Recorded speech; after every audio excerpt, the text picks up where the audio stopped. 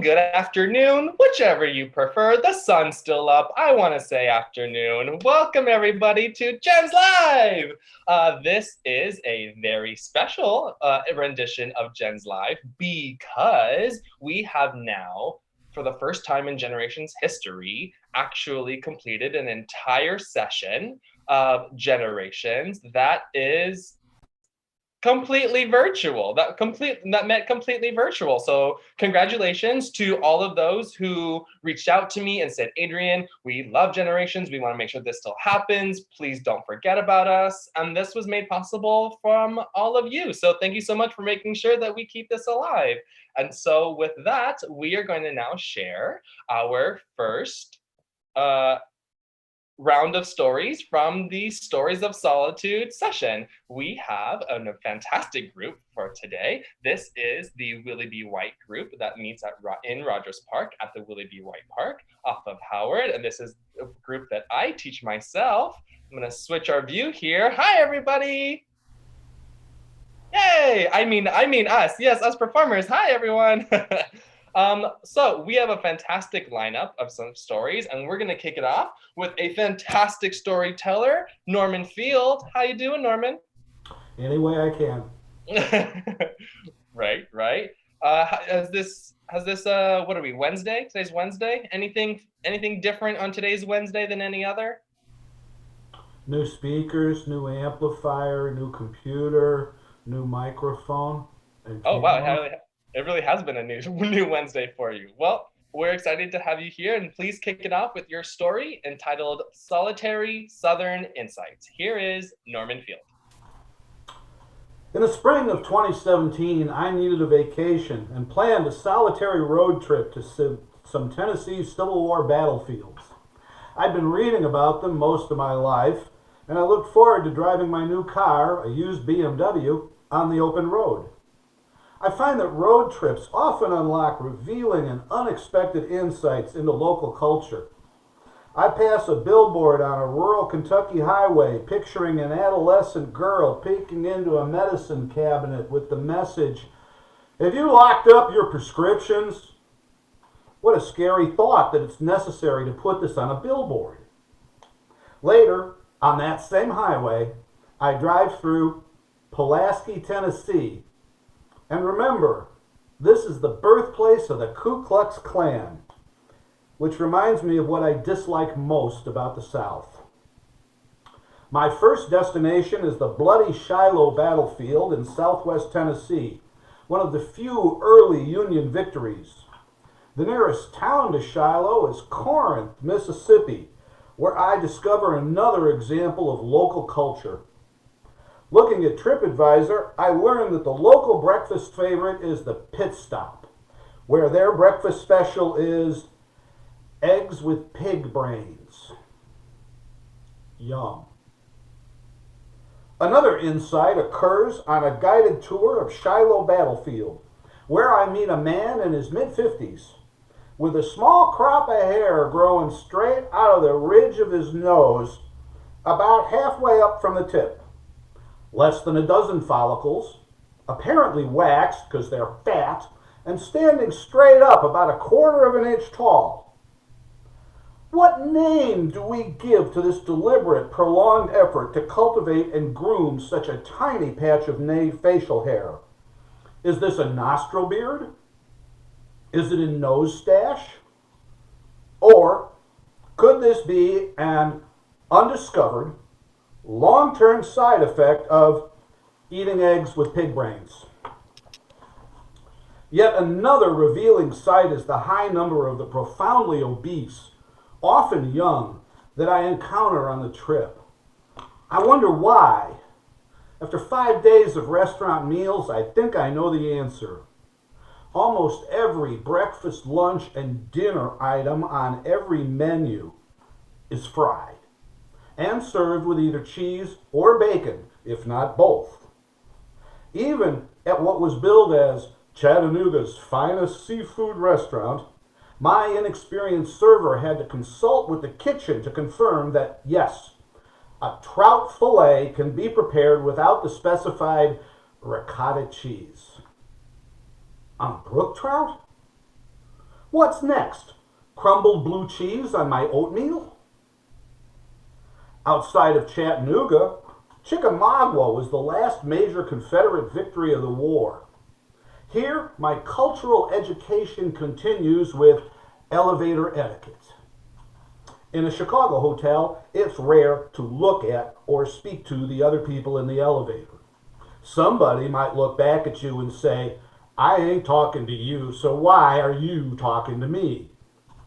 In Tennessee, everybody says, hey y'all, to everybody on every elevator, and they will be weirded out if you don't. I made the mistake of getting on an elevator without saying, hey, and the other passengers froze in silent tension until I departed. I'm heading home the next day when I received the final insight of this most informative vacation. I'm cruising the interstate at about 85 when a profoundly unhappy looking woman who has been frowning so long that there are creases worn in her face insists on driving her beater Pontiac about 3 car lengths off my back bumper, ignoring my repeated gestures that she back off and not follow so closely. This is unsafe. My brakes are vastly superior to hers. If I have to make a panic stop, she cannot stop in time to avoid crashing into the back of my car. As I watch her in the mirror, I remember that Kentucky billboard and realize she looks profoundly chemically impaired. DUIs have a habit of finding a car to follow and hang on their bumper. That way they don't have to look at the whole road. I look ahead and I see the highway is empty in either direction and decide it's time to try out the new motor. I flip a switch to put the car in sport mode, grip the steering wheel firmly with both hands, and push the gas pedal to the floor. The usually silent motor howls while a big hand pushes me back into the seat. After about 4 seconds, I look down at the dash and learn that I am now in excess of 135 miles per hour. Holy shit, I have entered the go directly to jail zone. I take my very impressed foot off the gas and tap the brake. And I never see the zombie in the Pontiac again. The best part of the vacation actually happened shortly after I came home when I met this lady named Linda, but that's a different story. Thank you. Hey, thank you, Norman. Norman, I love that we've kicked off stories of solitude, but but your story is not quarantined, but on the open road. So thank you for that. And also, for some reason, now I'm a little bit hungry, but definitely not for eggs with pig's brain. But I'm a little hungry, I have to admit. I want a little bit of a snack. I'm All going to go right, online to Grubhub and see if we can find somebody that will deliver that delicacy to your door. let's see. Let's find out. All right. Next up, we have a wonderful story by Eva McCann. Eva McCann, welcome back. We can't wait to hear your story. 4:20 a.m. This is Eva McCann. As darkness still veiled the earth and stars speckled the sky, you patiently waited for me to leave the house almost every morning to accompany me to work at 4:20 a.m. My yearning growing into euphoria as I crossed the threshold into midnight serenity, as if stepping into an enchanted world before the dawn. The birds and trees serenaded our togetherness as the rest of the world lay asleep. I knew this is when my desires would be fulfilled. My mornings blossomed with your crescent smile. Oh, how you brightened my day as we hid in the shadows of the twinkling stars so as not to be seen. No one else knew of our rendezvous. Who would ever suspect that in the infinite realm of possibilities that I would fall in love with you? A secret love affair as you would woo me with your charms and accommodate my every whim. My elation with each intimate embrace, your beauty, your love for me, I will forever cherish. Remember the morning I biked and you dropped me off at work, and I discovered I didn't have to be at work at all that day. I had written my schedule down wrong. To my surprise, when I left some 20 minutes later, you were still outside my job, preparing to move on with your day. But as I left, instead, you openly embraced me and encouraged me to go to the lakefront to watch the sunrise. You sat with me watching the sky changing from a deep blue wall to purple mountains of clouds, transforming to a magenta orange horizon, bursting forth with an Empyrean ball ascending into azure skies. The rapture of it all, as we watched, words can never express. When I felt my world was falling apart, you were always there for me, sitting with me on a park bench by the lake for hours when I couldn't cry and needed to. And again, hidden on the rocks by the lake when I couldn't stop crying. You said nothing either time, but your presence comforted me all the same. Your wisdom has guided and helped me sort through inner confusion, giving me the answers to move forward. When I felt alone and lonely, you've allowed me to come to you, giving of yourself, consoling me in my time of pain. You have a way of making things right. You help me make sense of the world. We meet no more at 4:20 a.m., since one who learned of our early morning happiness became intent to rape us of our love and steal you from me. She has severed our time together like the fresh bloom of a rose cut from its stem, tossed and left to die on an empty road beneath a moonless sky. I would have never thought this person, my new boss, would step out of the nightmares and disrupt our secret world of romance.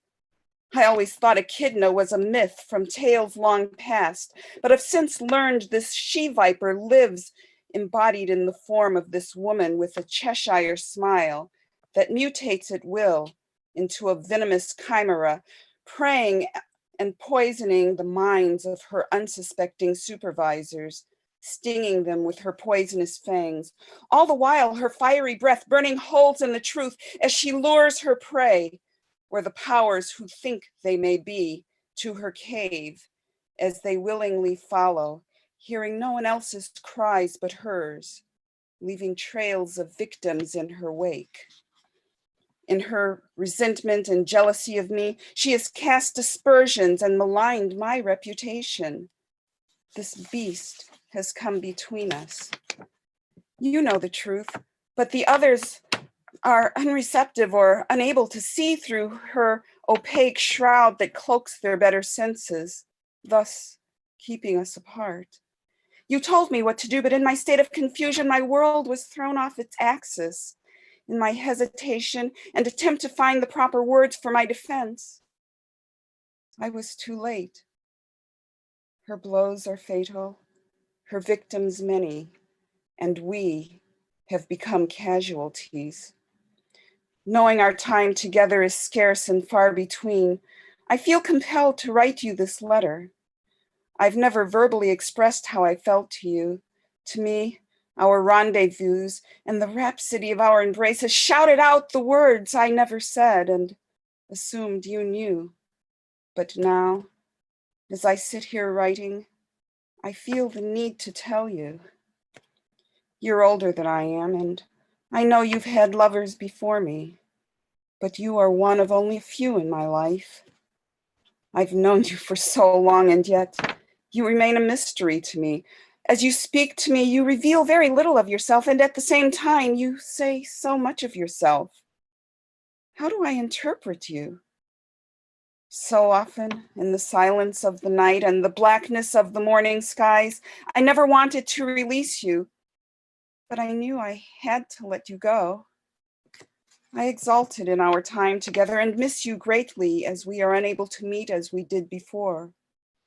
That was our private time, alone, together, at 4:20 a.m., when the birds and the trees serenaded our togetherness. Dear moon, how I love you so.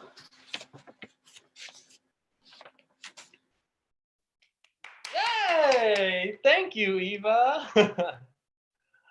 Up next, we have Rita sharing her story, Waiting for Solitude. Let's welcome Rita.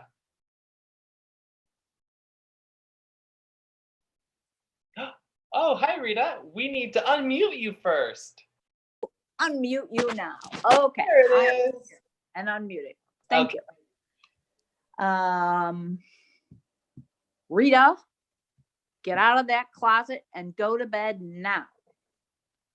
I wanted to reply, how can I put down my Nancy Drew mystery right in the middle of the scariest part? But I wouldn't say that.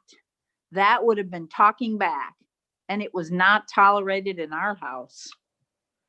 I loved hiding in my little closet reading after my sister had fallen asleep. I shared the bedroom with her, but the closet was mine. Carving out space for myself in our little ranch house with 6 kids was not easy, but I found a way. I often went into the living room too, that sacrosanct place with no TV, no eating allowed. My mother was not into clutter, so the room was spare, quiet, and clean. I would listen to 33 LPs on a stereo console my uncle had given to us along with his eclectic collection of music. I knew all the words to all the songs on the Best of the 50s album, like come on to my house, I'm gonna give you candy. Come on to my house, I'm gonna give you everything, everything. Even today, I'm slightly shocked those lyrics weren't censored. I spent hours listening and singing to the sound of music, bolero, and John Philip Sousa. By college, my little sojourns into quiet spaces became more infrequent. Books were to be studied, not read for pleasure. Songs were listened to on the radio. Being alone felt isolating, not enjoyable. The most painful period of loneliness was when I moved with my family to Arizona. I entered a campus of 40,000 students as a transferring junior. I knew no one. After coming from a tiny school in Illinois of only 1,000, I was completely unprepared for this culture shock. By the 3rd week on campus, I remember thinking, if somebody doesn't talk to me today, I am going to scream. After many years of trying to avoid being alone, saying yes to things I really didn't enjoy doing, because I feared I would miss out, I'm learning to enjoy my own company again. I don't have the energy or the inclination to do everything. I'm learning to tune into that voice that knows what I really want, and if it's not always clear, I can wait until I figure it out. I'm starting to be comfortable with being who I am. I don't have to please anyone else. I can do what I please, like that little kid who enjoyed quiet time and knew how to create that for herself. Yes, awesome. Thank you. Thank you, Rita. All right, let's keep going with Terry Brennan. Hi, Terry Brennan. Let's see. Hello, how are you? I'm doing well, Terry. We have a story which is entitled The Gleaming Edge with Terry Brennan. Take it away, Terry. Great. Programming computers is a pretty solitary activity. If you walk into a room filled with programmers, you will usually be filled with silence. There may be 50 desks, and you'll hear a few serious phone conversations, but that's all. No joking, no polite chit-chat. Even our meetings are often socially awkward. But it's not really solitude. The silence is the sound of concentration. of minds going over the facts again and again, trying to find the patterns, or finding the piece of dirt, the bad logic that destroys the program, destroys the pattern. Programmers are filled with their thoughts and don't need much else, almost like monks filled with prayer, or poets filled with poetry. One of my favorite lines of poetry is from a Gary Snyder poem, What You Should Know to Be a Poet. Work, long, dry hours of dull work, swallowed and accepted and lived with and finally loved. And there's lots of dull work to be swallowed. The man who inspired me to become a programmer was another high school student. Craig learned to program in 1970 when he was 16, when the university had only one computer, a room-sized monster that ate punched cards. When I learned, Craig was the resident genius of the computing center. Craig was snapped up by the military-industrial complex, and his crowning achievement was building a vision system for tanks. Modern battle tanks are artificially intelligent. Soldiers drive them, but the tank's computer does all the firing by itself. The computer finds targets, calculates the shots, and fires a shell without the soldiers doing anything. They're so fearsome, no one fights them. The few squadrons of Saddam's Republican Guard that tried were instantly destroyed. At our 20th high school reunion, Craig was so distant from human touch that his wife led him around. He had a wild, frightened look and could barely talk. I saw him again at our 40th reunion. He'd become human again, with a kindness and a humility that only decades of solitude can produce. He reminded me of a monk. I was talking to Susan when Craig joined us. Susan was a local country girl who'd fallen in love with singing. She trained as an opera singer and in her 20s sang in choruses in Europe. Then she taught voice in small Virginia towns. I told Craig, I want to thank you for showing me that ordinary people could become programmers. Back then, people thought you had to be a genius to do it. He said, it's not genius, it's just lots of work. I nodded, lots and lots and lots of work. Susan looked back and forth between Craig and me as we looked at each other at the memory of days spent in solitude. Everything Susan did involved people, students, audience, other singers, musicians. Craig's audience and mine were machines. As a programmer, you're often brought to the gleaming edge of the modern world, like Craig's intelligent tanks. It's a dispiriting place. It often seems to be in the midst of battle, but an odd kind of silent battle. Craig's tanks were such a threat that no one dared challenge them. As the art of war says, the greatest victory requires no battle. Craig's tanks were avoided, left in solitary isolation. My world was the battle of money. At the gleaming edge, money is like water flowing, always forward, finding and filling deep pools of profit. Nothing's tangible. $1 million is a transfer from one bank account to another. It was never gold bar or silver coins, or even a check or stock certificate. My job was writing accounting software for hedge funds, and my accomplishment was automating the dividing of the spoils of wealthy men. And it was mostly men. Money has no color, and it came from men of all colors. To our masters, Craig and I were both machines of a sort. We were money applied to create a competitive advantage. Our joke was that we were carbon-based life forms with the unusual ability to produce thoughts for silicon-based life forms. Many times during those years, I longed to have Susan's life, spent around people, producing things that people consumed directly, that inspired them or made them cry. It's why I love cooking now, making things that people literally consume, that nourish them. Now, Craig's and my work have changed us. We're a little uncomfortable around people, a little skittish. and silent most of the time. We watch, but it's hard to connect. We're cyber monks, living separately from the village folk around us, with an aching sense of uniqueness. We've created ourselves through our own choices. We see things we loved and things we'd rather not have seen. We've gone into ourselves. But growing into ourselves is what getting old is, isn't it? We are unique. Alone. God damn it!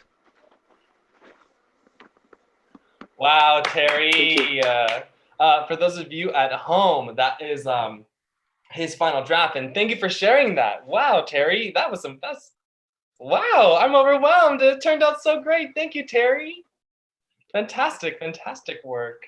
Up next, we have Judy Mizraki with Moments of Solitude. How you doing, Judy?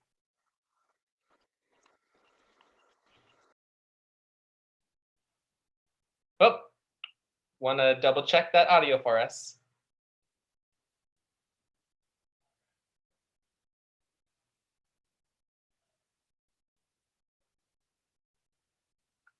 Let's see if I can. Okay, I did it. There you are. Yeah.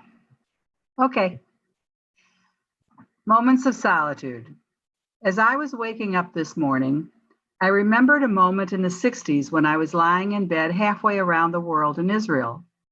It was a special moment, one never repeated. I was barely awake, feeling myself deliciously alone, somewhere in that place between sleep and awake. I remember rolling over towards him, luxuriating in the feel of sheet against skin. I languidly opened my eyes to see the room flooded with golden sunlight. It was deeply quiet. Only one sound softly moved the stillness, the regular sound of his breath next to me. I gazed into his face and let the waking day fill me. Laying in that faraway bed 3/4 of my life ago, I thought about what I'd do next. I thought about waking him to start the day together as usual. But something, maybe the thought of my own day, drew me into myself. I began daydreaming about my regular ritual as I'd prepare myself for the coming day, still opaque and mysterious.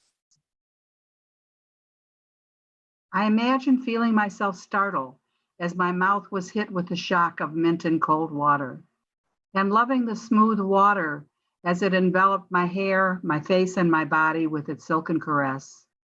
I pictured myself hearing the sudden silence when I turned off the water, imagined anticipating my body brace against the cool air outside the shower stall, and feel goosebumps raise my skin like an advancing wave.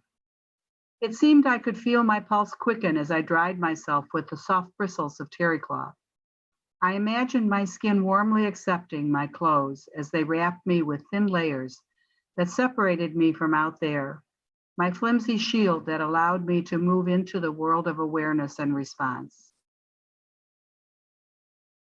My reverie was interrupted as I responded to my body's need to move. I relished the deep cat-like stretch as I refocused on him, but his face no longer held me, which left me with a quandary because in those days, I never wanted to do anything without him.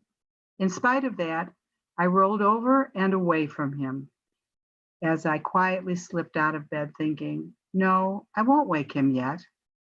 This moment felt special and I wanted to keep it for myself. Once outside, I found the day matched my waking moments. The temperature was perfect, the sunlight had lightened, and everything I looked at seemed to glisten. It was early, so there were no sounds of traffic, even though I walked only a block from a major highway. No one else was out. I walked alone on the cracked sidewalk lined with dusty, dry, scraggly grass.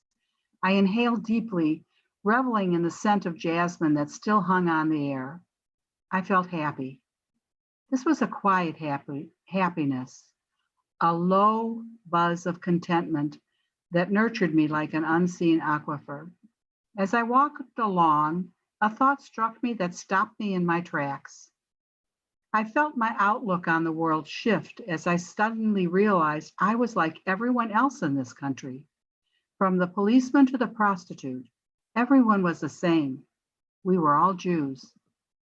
This never would have happened if I hadn't been alone. It took these moments of solitude to feel this profound connectedness. We all obeyed the same rules. Holidays occurred at the same time for all of us. Everywhere in the country, everything ground to a halt at 2 o'clock on Friday afternoons, whether you were Orthodox or atheist. High holidays, everyone was off.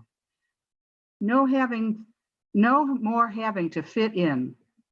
Later, I'd realized that while I was a Jew in America, I was an American in Israel. But that didn't change this shift from feeling different from and a bit less than to feeling different from, but the same as all the others who were also here in Israel from somewhere else. Today in Chicago, all these many years later, when I'm closer to my end than my beginning, these moments return to me as unique, in spite of rarely being thought of. They are who I am today. In retrospect, it seems ironic that these seeming opposites are so close. Sleep and being awake, solitude and connectedness. The work of sleep carried over into a pleasurable reverie preceding a profound insight. And without spending this time in solitude, I would have missed the profound moment of connectedness. That's it. Wow, thank you. Another wonderful final draft. Thank you, Judy. All right. Okay, we have 2 more stories for you. We have up next Teresa McCrae with The Last Time I Saw Cincinnati. Here is Teresa. Okay. I could not wait to live by myself. At 19, I wanted to be able to come and go as I please and make my living space reflective of me. The experience that I had that summer has stayed with me some 40 years later, and I think back on it now with humor and a desire to repeat it, if only for one night. I attended a university which required all students to participate in cooperative education, which meant that after sophomore year, each student was required to work a trimester in their field of study. I got a position at the General Electric plant, which was located in a suburb of Cincinnati, Ohio. Now, I had 2 choices in which to live for 3 months.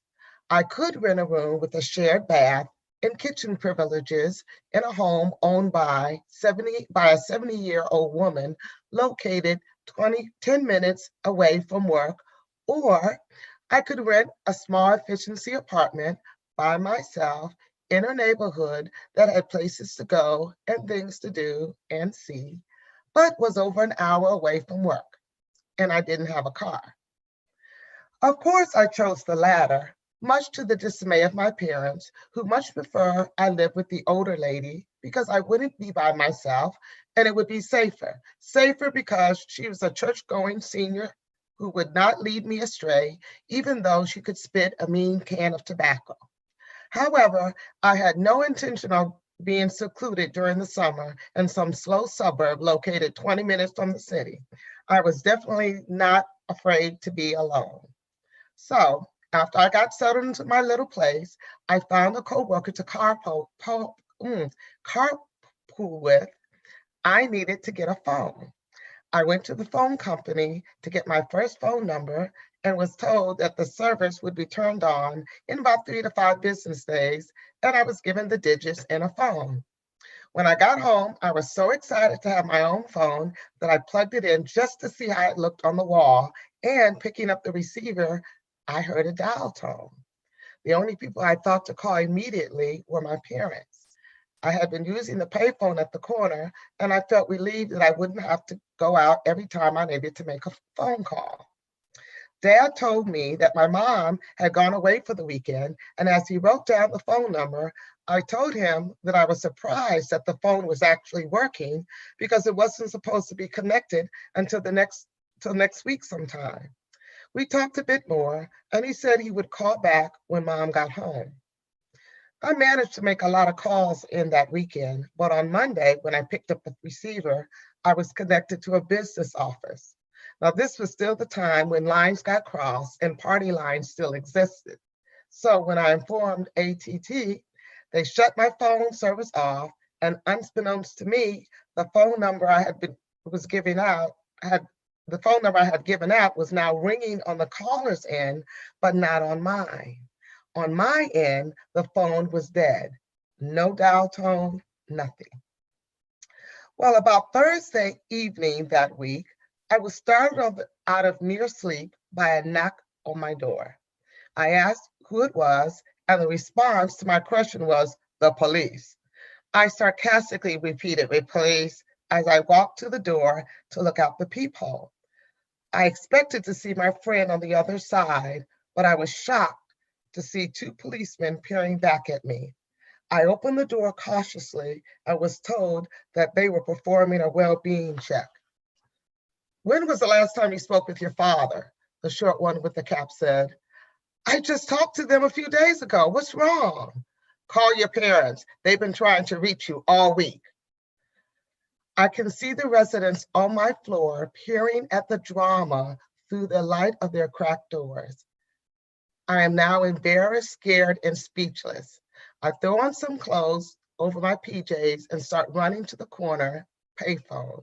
The taller policeman spotted me, and to complete my humiliation, wagged his finger at me as if disciplining a disobedient child. The home phone rang twice, and when my father picked up, I practically screamed, "What's wrong, Dad? The police were just at my door." He responded very calmly, "Nothing's wrong here. What's wrong with you? We've been trying to reach you all week." For a few seconds, I was so heated I had no words. I took a breath and reminded him that I told him that the phone service was not to be installed until next week. When my voice was still composed, I asked to speak to my mother. As soon as my mom answered with a cautious hello, I demand to know why she would allow him to humiliate me like that.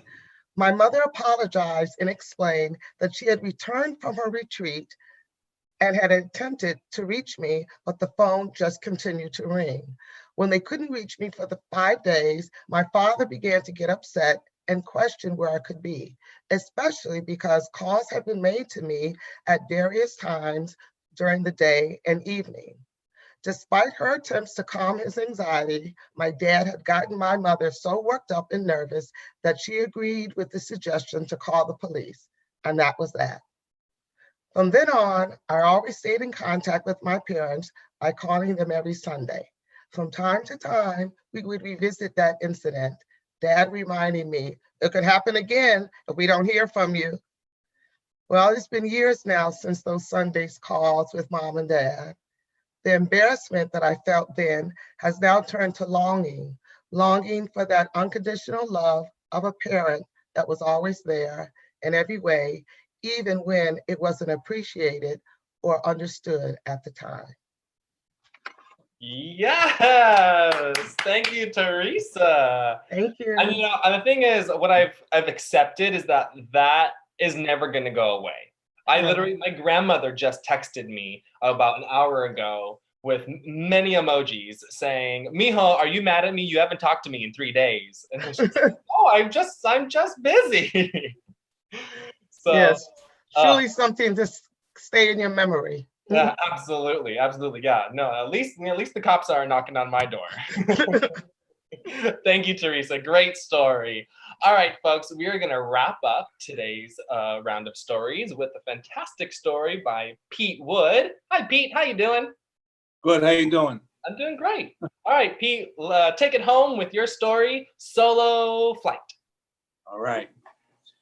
One February, Judy and I spent 2 years with her parents at their rented condo in Fort Myers Beach. Well, it was 2 weeks. It just seemed like 2 years. I guess I would do anything for a free trip to Florida. Once we asked them to come out to the beach and watch the sunset over the Gulf of Mexico. They reluctantly dragged themselves away from watching Wheel of Fortune and forced themselves to go. While the sun was still setting, they asked, Is it over yet?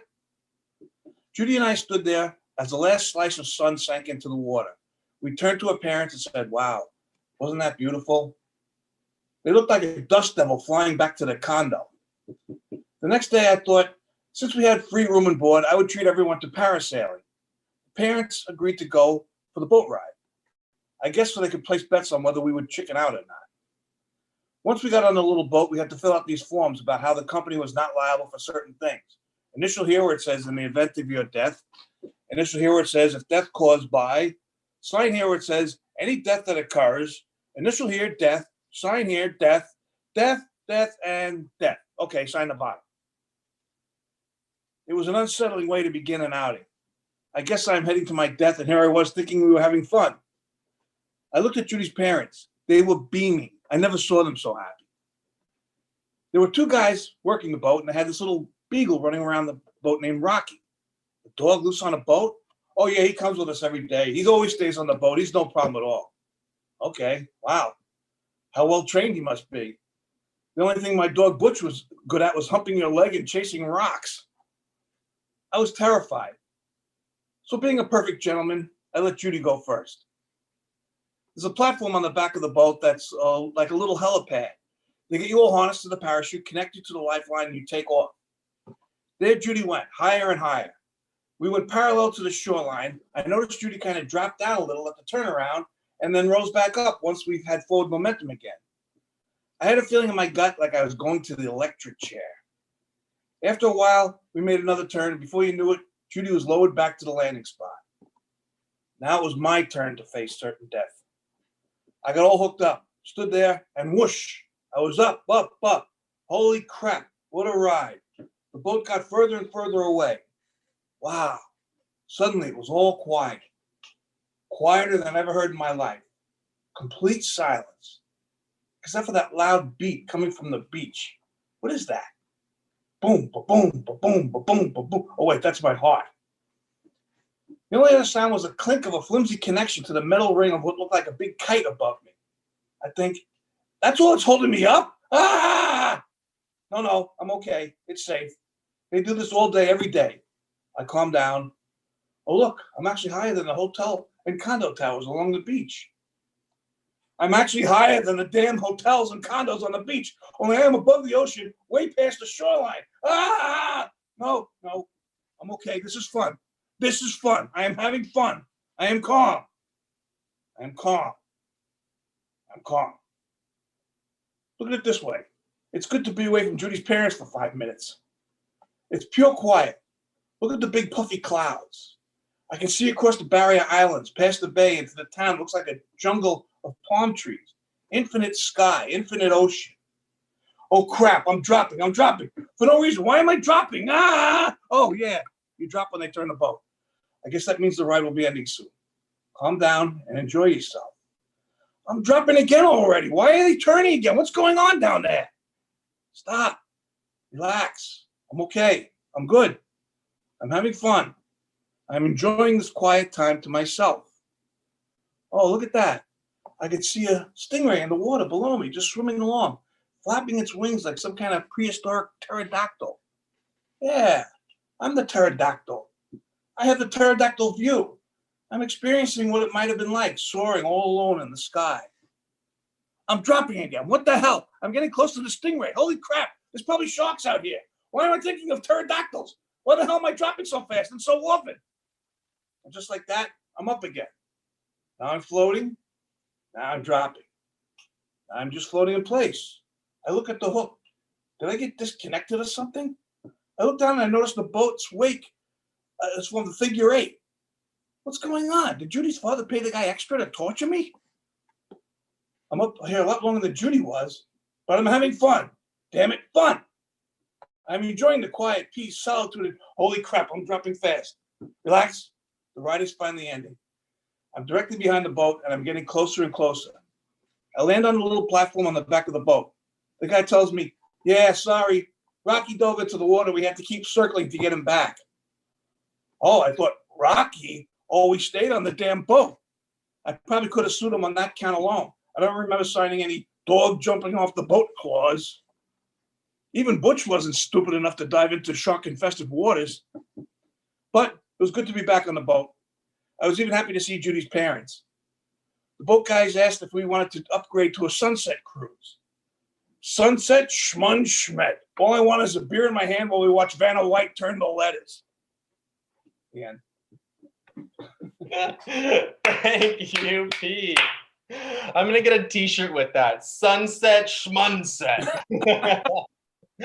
All right, a big round of applause for our performers today. That is Norman Field, Eva McCann. Woo, for a second. Whoa, Eva McCann.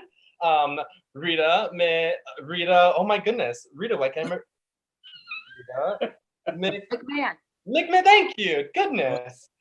Terry Brennan, Judy Mizraki, Teresa McCrae, and Pete Wood. You know what's even worse, everyone, is that their names are literally right here, and I'm literally blanking in front of me.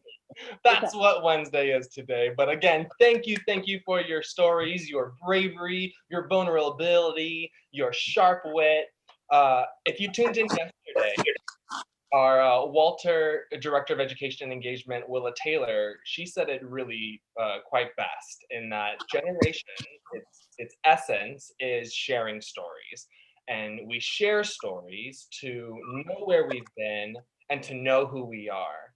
And I think that was a fantastic display this afternoon. So thank you so much for tuning in with us. Tune in tomorrow for part 2 of the Willye B. White group. We're going to have another great round of stories, and we'll see you tomorrow at 5 o'clock. Look out for that email from Liam. Good night, everyone, and good health to you all. Take care.